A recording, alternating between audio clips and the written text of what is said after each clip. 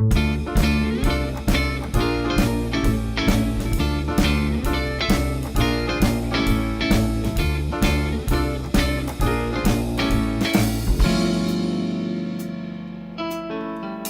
to RealClear Radio Hour, brought to you by the Competitive Enterprise Institute. I'm your host, Bill Frezza. This week, we talk about foreign trade and those trying to help it and hurt it.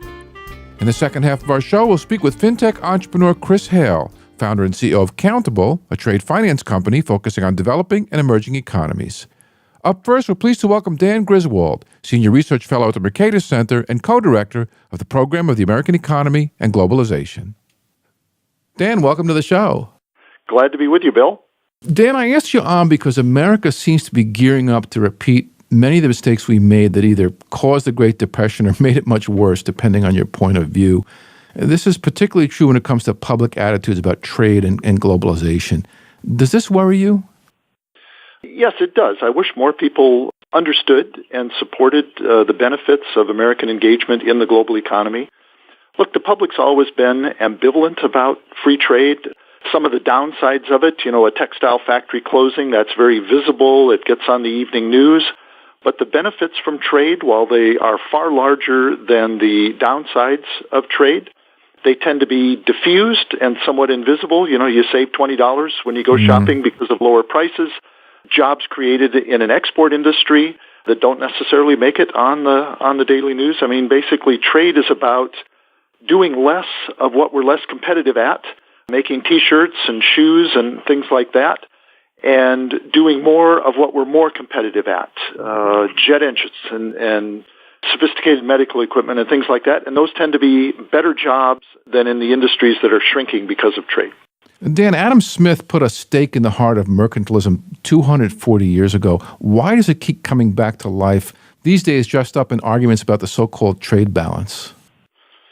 Yeah, the stake is a good metaphor because kind of like Frankenstein or Dracula, it keeps rising again. Yeah, Adam Smith put it very well in The Wealth of Nations. He made the argument for free trade. It allows us to specialize in what we do best, to sell into bigger markets. We're more prosperous. It's really part of an understanding of how the free market works. Government getting out of the way and letting us trade, not just with people across the street or across the country, but around the world. And you're right, he spent quite a bit of time talking about the balance of trade.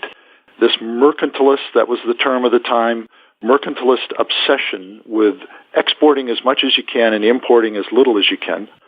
Well, of course, that misses a huge reality of trade, and that is imports are a great blessing. They're at least as good for us as exports. In fact, I'd argue even better. We get to enjoy imports. We can't drive or eat or wear an export. Somebody else gets the enjoyment out of that. So the balance of trade, it's complicated. It doesn't mean what the politicians tell us it means. We benefit from those imports, and it's just part of the story. If we ran a negative balance of trade forever, that is forever, we got more stuff than we sent out, doesn't that mean we're getting free stuff? Not free stuff. We're not just trading for goods with the rest of the world, right? We also trade services, so we actually have a surplus in services. And Bill, the key to understanding the trade deficit is we also trade in assets, in capital flows, right? And our trade, broadly understood, is always balanced. And that is when we send $1 billion abroad to buy imported shoes and furniture, those dollars don't sit in cookie jars. They come back to the United States. If they don't come back to buy our exports, they come back to buy our assets, to invest in the United States. So we run a trade deficit, but we also run a capital surplus. Year after year, more capital is flowing into the United States than flowing out, and that has benefits for our economy. Or that money is used to buy government bonds, which then allows our federal government to spend willy-nilly. Exactly. That's a kind of investment, too. So, yeah, when those dollars come back, if they aren't buying our exported goods and services, they're buying treasury bonds, they're buying corporate stock, they're investing directly in productive assets. You look at the international automobile sector in the United States, which is thriving, right? Those BMW plants and Honda plants and Nissan plants. Where do they get the dollars to invest in those plants and create good-paying jobs for tens of thousands of Americans? Those are the dollars that flow out when we buy imports. So if we start turning off the spigot of imports from China and other countries, there's going to be fewer dollars out there not only to buy our exports, but to invest in the United States. And you make a very good point.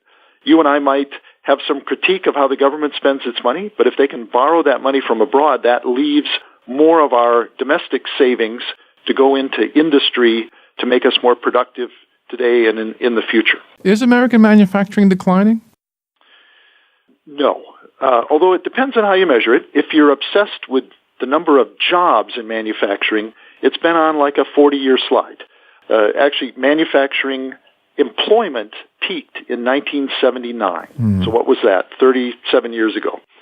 Manufacturing output has continued to go up. So let's go back to 1993. And I picked that year because that's the year before NAFTA, the North American Free Trade Agreement, went into effect. Our real manufacturing output in this country is up 40% since 1993. Since NAFTA, since China joined the World Trade Organization, we're producing more stuff than we were back then. Value added at U.S. factories is at a record high of $2.4 trillion. We're producing all that stuff with fewer workers because they're so much more productive. And they're making a different mix of stuff. You know, if you go back 30 years ago and we were making more shoes and shirts and furniture and toys, those industries have been in decline. And instead, we're relatively speaking making more jet engines and cars and sophisticated medical equipment, chemicals, pharmaceuticals. We're a manufacturing powerhouse. We're just doing it with fewer workers because of productivity gains. We're speaking with Dan Griswold, Senior Research Fellow at the Mercatus Center and co-director of the Program on the American Economy and Globalization. Dan, you mentioned NAFTA. Many politicians have turned that into their whipping boy. What is it about NAFTA that's driven them so crazy? You know, it's a bit hard to understand why they think that NAFTA is some disaster when, in fact, it's been a very successful U.S. policy. It's 22 years old now. Look, NAFTA was never going to have a huge impact on the U.S. economy. Our trade barriers were already low. Our economy is so much bigger than Mexico's. Our two-way trade with Mexico when NAFTA went into effect was about 1.4% of our economy. It's been good for the United States. It's allowed us to integrate our industries more, our automobile industry and other manufacturing, and that's made them more globally competitive.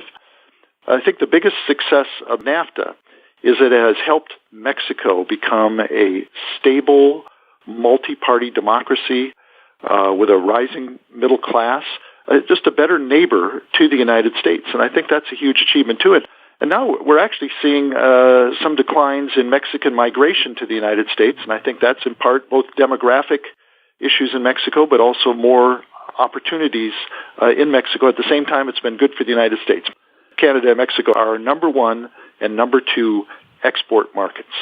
How foolish would it be to pick an unnecessary fight with your two best customers in the world? The NAFTA controversy of today is, of course, the Trans-Pacific Partnership trade deal. This crazy presidential campaign made it pretty toxic. What is TPP, and why did both presidential candidates turn on it? Yeah, it's the Trans-Pacific Partnership. It's an agreement with 11 other nations all around the Pacific Rim, most of them in Asia, some of them here in the Americas. 6 of them we already have trade agreements with, countries like Chile, Australia, Singapore.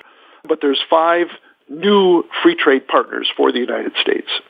Japan, Vietnam, they're probably the most significant ones, Malaysia, New Zealand. TPP would do like other trade agreements would do. It would get tariffs down to 0 for the vast majority of products, lowering tariffs more overseas with our trade agreement partners than here in the United States because our tariffs are already generally lower. It would do things like create rules for e-commerce, right? Information, data flows. This is something hugely important. It would prevent countries from doing things like dictating that servers have to be local.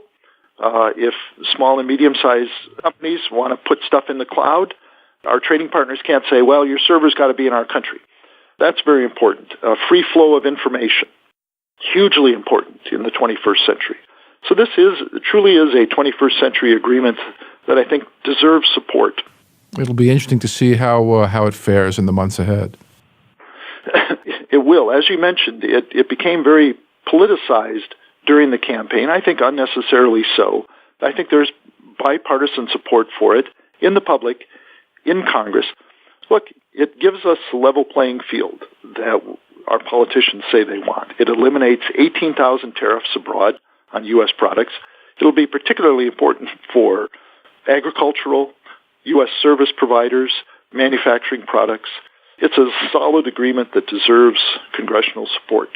Dan, Brexit continues to be in the news with all sorts of stories about how Angela Merkel is going to punish those ungrateful Brits by closing the EU to British imports.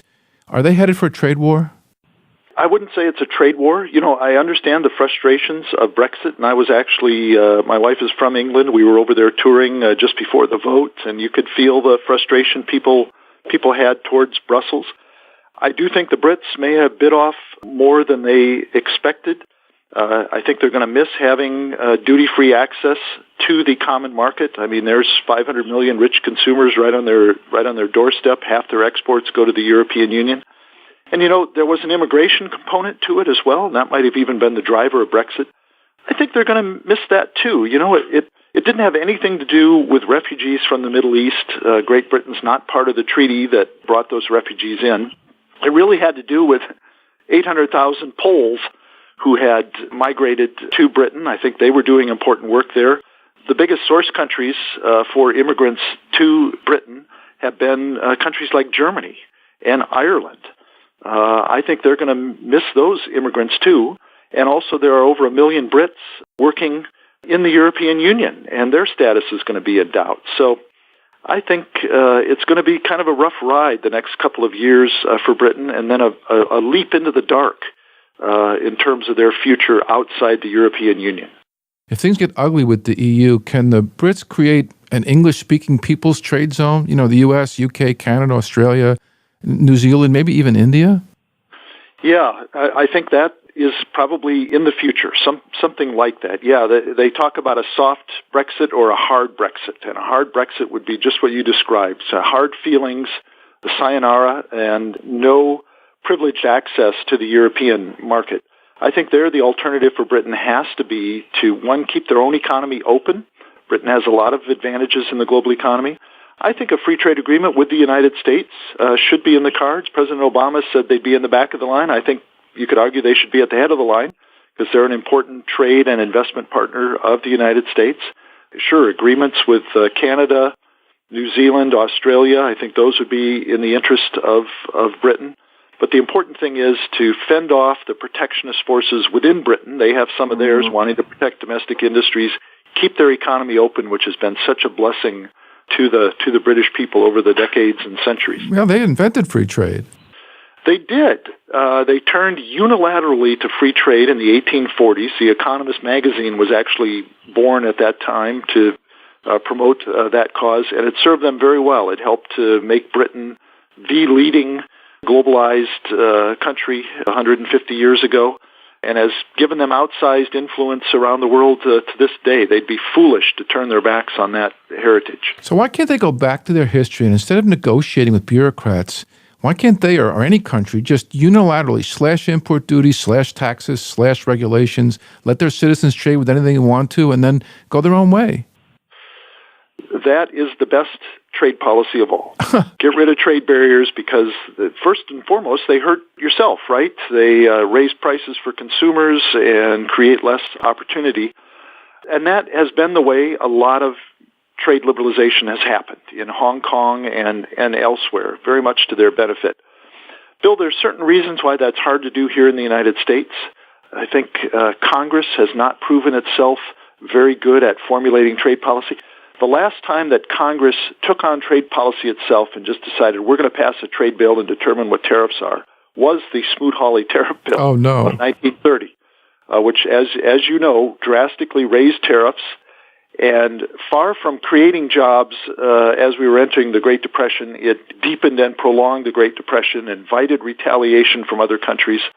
One of the good things the Roosevelt administration did during the Great Depression is start negotiating free trade agreements with other countries and getting tariffs down. And so since then, and especially in the post-war period, we've had an understanding in this country that Congress works with the administration to negotiate agreements with other countries to get barriers down, both at home and abroad.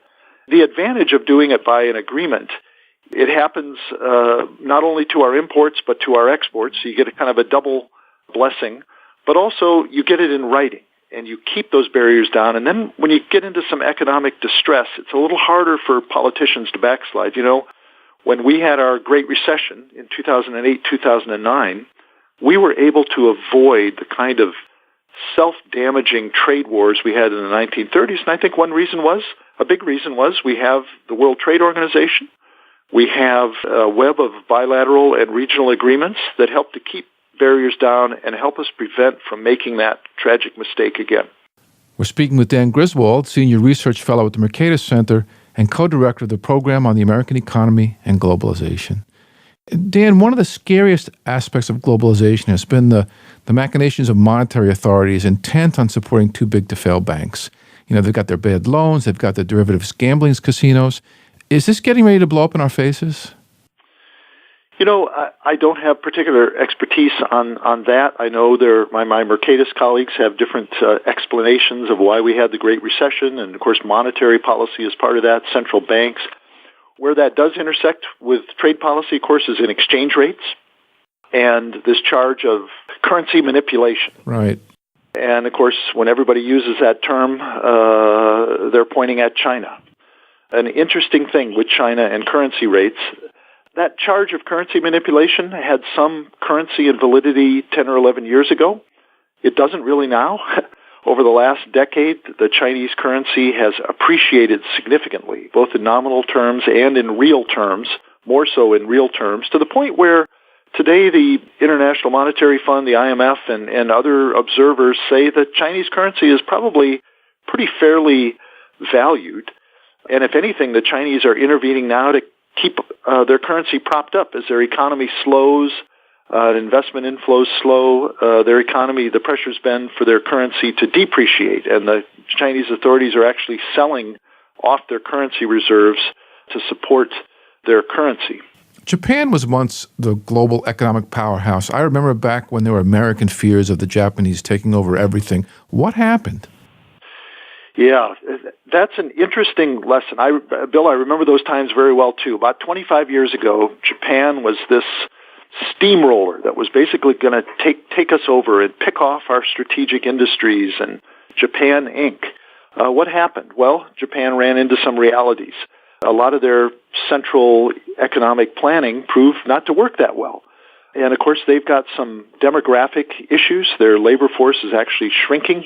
Now they've got some very inefficient domestic markets that don't allocate resources properly. Those worries never came to pass. And now I think some of those people who were saying Japan was going to eat our lunch have issued their same articles. They've just done a search and replace and put China in. And I think the same thing's going to prove true as well. China's got some limitations. There's a reason why our standard of living is 4 or 5 times higher than China's. We have a more free market, open, efficient economy.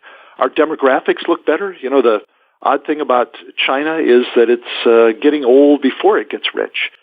Their labor force is starting to shrink thanks to their, I think, very foolish, tragic, draconian one-child policy. And so China's got some very serious issues they're going to have to grapple with. No, I think the important thing in the United States is not to look for some foreign bogeyman. That is so easy for our politicians, isn't it? Rather than deal with the problems we have here at home, with our welfare state, our scandalous tax code, regulations that hurt business and don't do anything to protect the public, rather than deal with those issues, they point the finger at some bogeyman overseas. I think the problem isn't them, it's us, and we need to get our own house in order and stop blaming our problems on trade. Trade is good. Trade is like technology. It helps us to be more productive.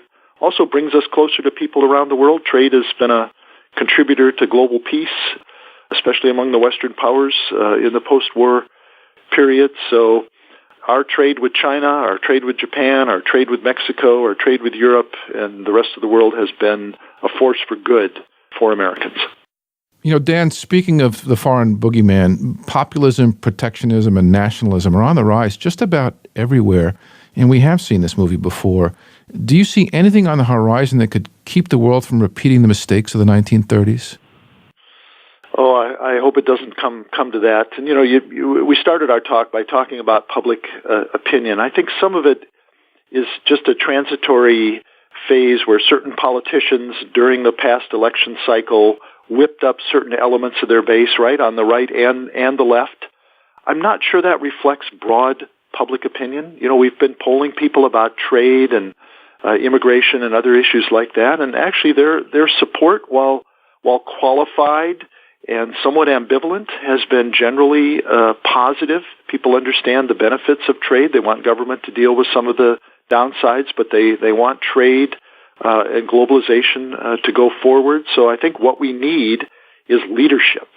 People in Washington who will do the right thing for the country, face down certain noisy minority constituencies, and continue what has been a successful 70-year bipartisan policy in this country to turn away from the inward-looking protectionism of the 1930s to engage and lead in the global economy. And who knows the future, but I hope the new leadership that's coming into Washington in 2017 understands that this has been a good policy for the United States and we shouldn't turn back. Well, Dan, I do hope you're right and reason prevails. Thanks for coming on the program. It's been a pleasure, Bill. That was Dan Griswold, Senior Research Fellow at the Mercatus Center and Co-Director of the Program on the American Economy and Globalization, here on RealClear Radio Hour, brought to you by the Competitive Enterprise Institute. I'm your host, Bill Frezza. RealClear Radio Hour is a not-for-profit, donor-supported program produced in conjunction with RealClear Politics, America's premier independent political website. To make sure you don't miss any of our shows, stop by realclearradio.org and sign up for updates. And while you're there, check out our podcast archive of over 300 interviews. We'd like to give a special shout-out to listeners who follow our program on iTunes, asking you to please take a moment and rate our show. That and telling your friends is the best way to bring new listeners to the program. Today's show is partially underwritten by the generous support of Donors Trust, the donor-advised fund committed to promoting a free society. For more information, visit donorstrust.org. Ahead, Chris Hale, founder and CEO at Countable, explains how his new smartphone-based trade finance platform is empowering small and medium businesses in Rwanda to the benefit of both their compatriots and American suppliers. Stay tuned.